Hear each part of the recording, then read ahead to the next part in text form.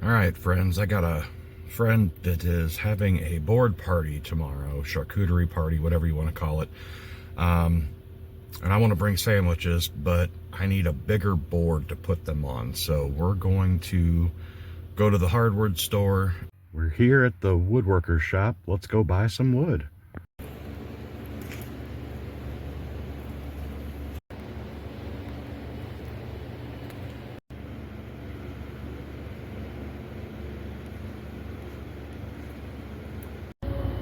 Now, there's generally two types of grades at most lumber stores that I've seen. There's a common and a select or a better grade, basically a good and better. You might want to save some money by buying the common grade, but you wind up cutting out so much and throwing away so much that you're much better off going with the better grade for cutting boards. The common grade works fine for some things, but for cutting boards you really can't have these knots and voids. You really need straight, clear grain. So do yourself a favor and just spring for the better grade.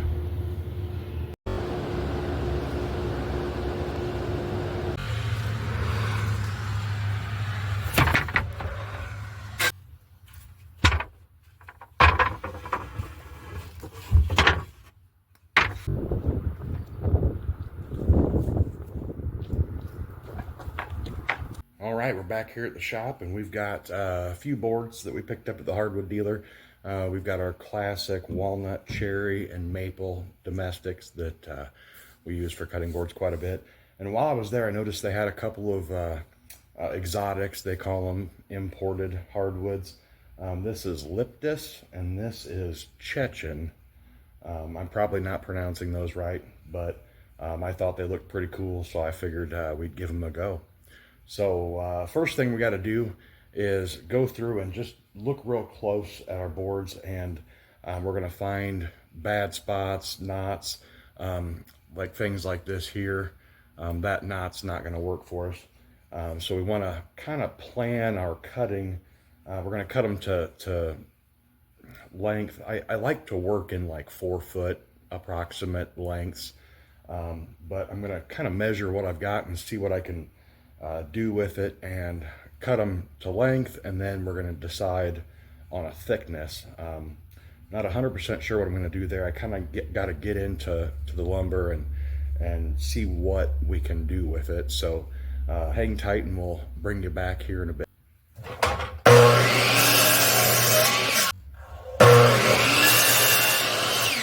All right, we've got our boards all cut down to about 40 inches.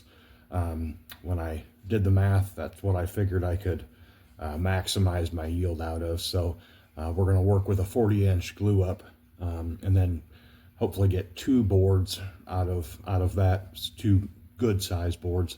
So now the next thing we're going to do is figure out a width to make these. Looks like the narrowest boards I've got is this cherry here, and that they are looking about 2 1/4 inches, maybe 2 3/16. So if we were to cut those, if we rip these into 1-inch wide strips, we can get 2 strips out of each of these, and then quite a few out of the rest of these. And 1 inch to start with is I think a good size for what I'm going for. After we plane the glue up, after it's dried, we'll bring it down to 7/8, maybe a little bit less, but that's still a substantial chunk there that'll be dimensionally stable. So we're going to take these over to the table saw and see what kind of strips we can get out of them, and then from there we'll figure out what kind of layout we're going to do, and I'll show you that here in a bit. One thing I forgot to mention, before we rip our strips, we're going to joint one edge. All these are rough sawn, so the edges need to go over the joiner to make them nice and smooth and straight, and then we can rip our strips. So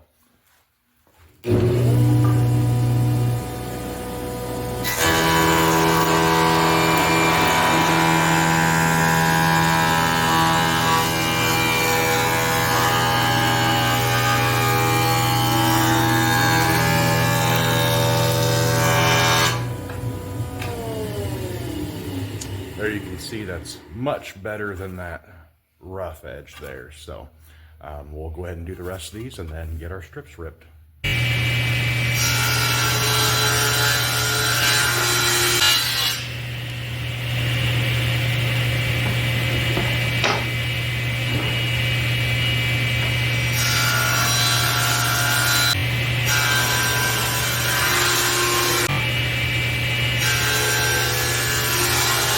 All right, here we've got our strips cut. Now it's time to move them around and figure out how we want to put them together, what pattern we want to make with them. So I'm going to play with that for a bit and show you what I come up with. All right, I think I've got my layout figured out. I like to make things symmetrical, starting with the middle and then working our way out. I'm shooting for a darker color on this one. That's why I've only got 2 strips of maple in there. And even those, I almost think are maybe just a little bit too much. I think I might rip them in half to make them thinner strips. So I'm going to pause what I'm doing here and rip those in half again. And then we'll probably have to lay the cut sides through the planer. So stand by while we get that done and we'll be right back. I've resawn those maple strips into, it's rather than trying to cut it directly in half, I like to leave the blade one side or the other so that each one makes a thicker and thinner. And then I'm gonna plane the thicker ones and then the thinner ones, the saw marks, just to get those cleaned up. Otherwise, we won't be able to glue them together tight enough. They'll leave little gaps in there that might be noticeable. So.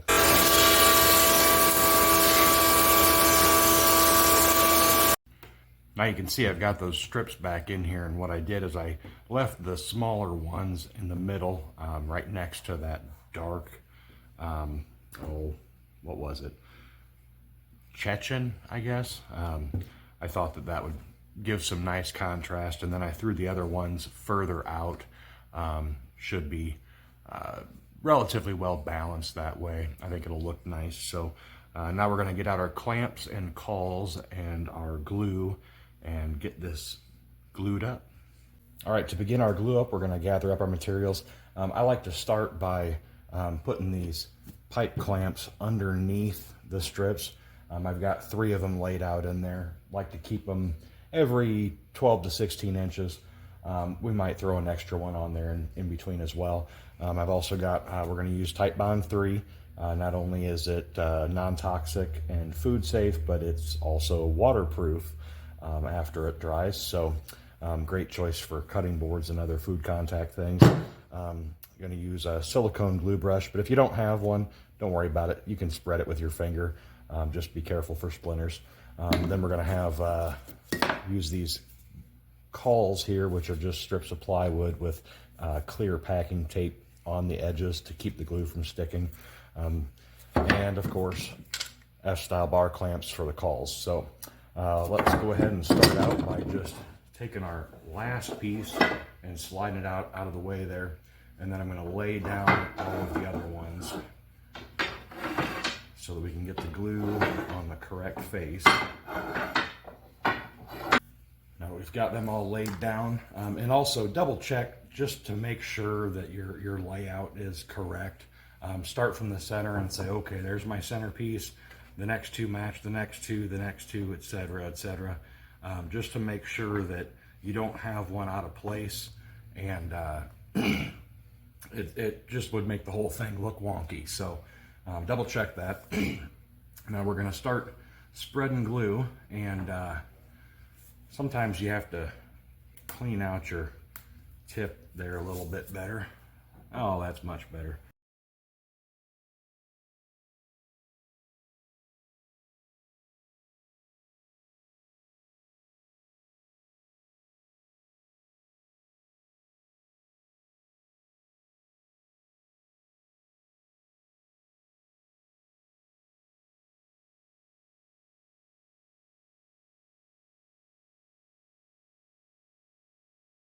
All right, now we've got all our glue spread. We're going to set that brush off somewhere where it can dry without making too much of a mess. And then we're just going to start rolling these strips up to meet that first one that doesn't have glue on it.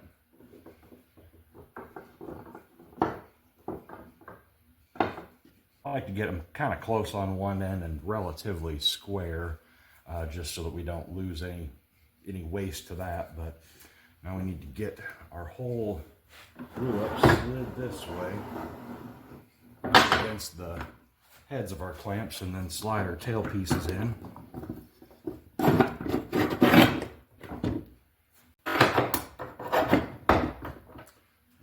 Now, I don't want to tighten those clamps just yet, because I want to get our, if we tighten them now, any misalignment will be kind of stuck that way. So we're going to take our cawls. I'm going to put one on the bottom and then one on top there. And we're going to clamp those two together.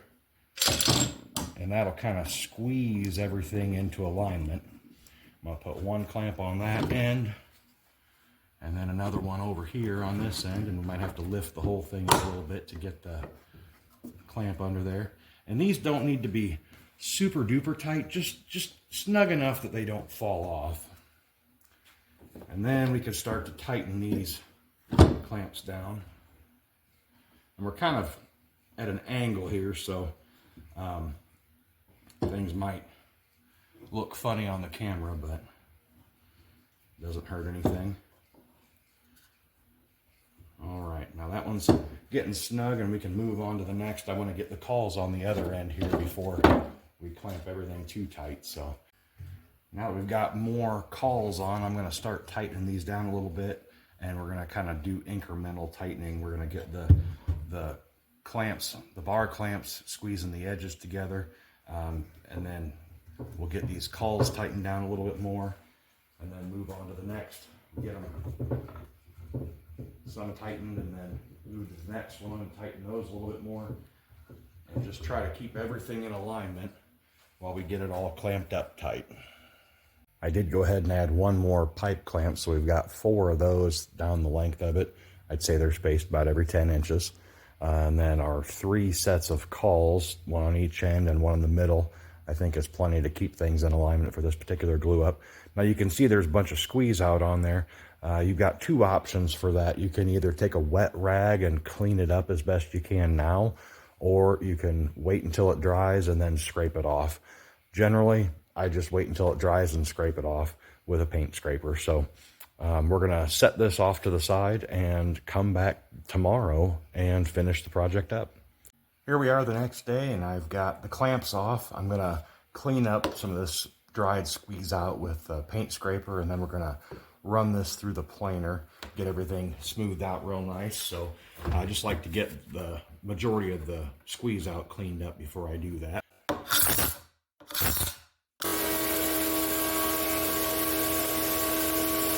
Now I've made a couple of marks here where I'm going to cut this apart. I'm going to trim the ends off here to get rid of that unevenness, and then I'm going to cut the whole glue up into 2 pieces to make 2 separate boards. So we'll go ahead and get those cut. Now I'm using a panel saw.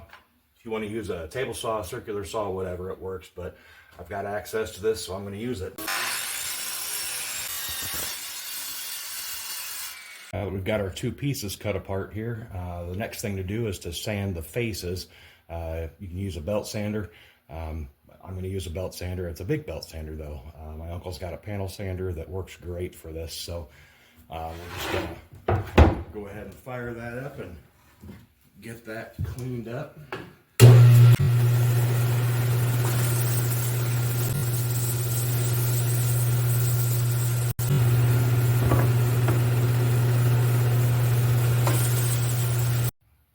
Now that panel saw leaves some saw marks on those ends, so I'm going to go ahead and clean those up on this 6-inch stationary belt sander.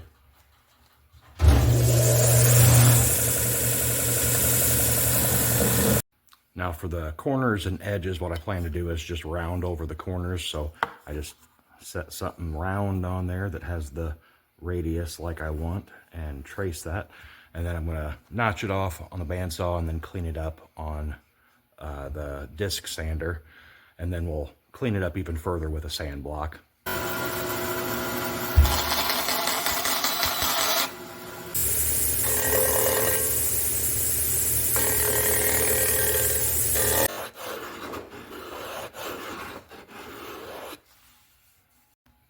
I'm also going to use the sand block to knock off that sharp edge just a little bit. I don't want to round it over too much, but just knocking off that sharp edge will keep it from dinging so much. Now for my favorite part, we're just going to take a wet rag and I'm going to wet the surface to raise the grain. And what that does is it gives me my first peek at the color that it's going to have once it's finished with oil.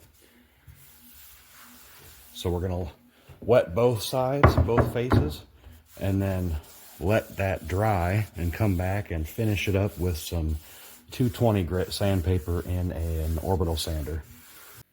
All right, now that they're dry, there's a little bit of, I don't know, it's almost like a furry kind of roughness. Basically, when we got it wet, the grain swelled a little bit on the surface and it stayed raised. So we're going to take that off now with some 220 grit sandpaper and an orbital sander, and then we'll take them home and oil them.